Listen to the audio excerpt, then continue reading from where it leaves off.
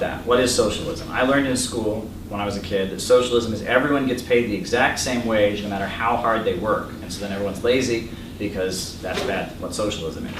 I've had other people, the more common definition you get now is socialism is whenever the government does anything. The government does something, that's socialism. The USA, I've heard, is half socialist and half capitalist because we have Social Security and the post office and the US military, but we also have private companies.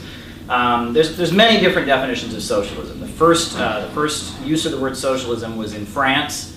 It was Henry Saint-Simon, and he was a French religious man who was worried that after the French Revolution, all these people were unemployed, and factory owners at that point were like raping women who worked in their factories and mistreating them, and it was a feeling there was something wrong with liberalism, which was the ideology of the French Revolution. They didn't say they believed in capitalism; they said they believed in liberalism, individual rights. And Henry Saint-Simon said, well, maybe in contrast to this liberalism, we need socialism. But he never really explained what it was, but he did a lot of charity work, and he opened some cooperative businesses, and that was Henry Saint-Simon, and he used the word socialism in French.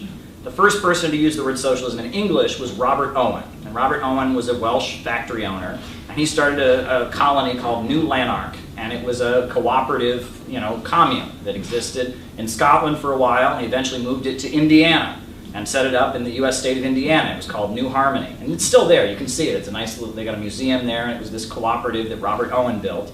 And he actually addressed a session of the US Congress and gave a lecture on socialism. And he was the first guy to coin the term socialism. But Karl Marx distinguished scientific socialism from utopian socialism. Henry Saint-Simon, Robert Owen, others, they were utopian socialists. But Karl Marx described himself as a scientific socialist.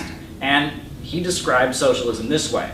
He said, we have seen above that the first step in the revolution by the working class is to raise the proletariat to the position of the ruling class and to win the battle for democracy. The proletariat will use its political supremacy to wrest by degree all capital from the bourgeoisie, to centralize all instruments of production into the hands of the state, and of the proletariat organized as the ruling class, and to increase the productive forces as rapidly as possible. That's what Karl Marx laid out as his vision of socialism. Now, Friedrich Engels, he described socialism. He said, the proletariat seizes the public power, and by means of this transforms the socialized means of production, slipping from the hands of the bourgeoisie into public property. By this act, the proletariat frees the means of production from the character of capital they have borne thus far, and gives their socialized character complete freedom to work itself out. Socialized production upon a predetermined plan becomes possible. The development of production makes the existence of different classes of society henceforth an anachronism. In proportion as anarchy and social production vanishes, the political authority of the state eventually dies out. Man at last is the master of his own form of social organization, and he becomes at the same time the lord over nature, his own master, free.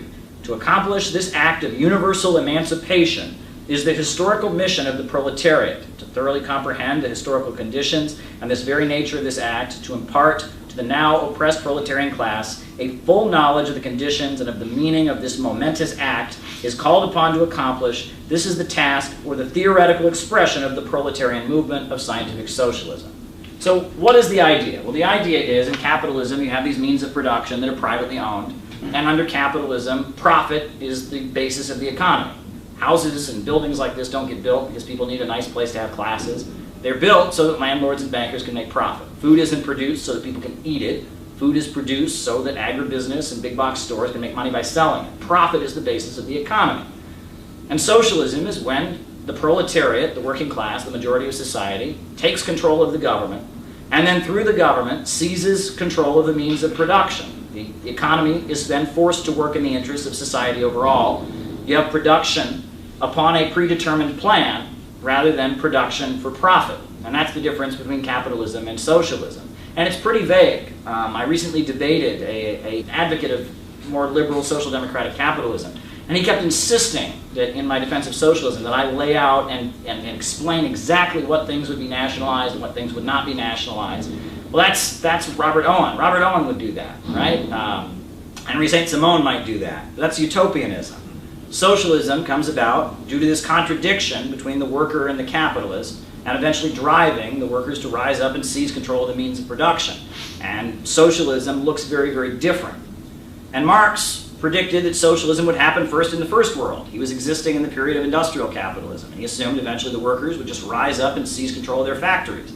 That's not what happened, because capitalism moved on to its period of imperialism, where you had the labor aristocracy and the rising standard of living in the first world, and it was countries in the developing world breaking out of the control of Western bankers. That was what socialism was.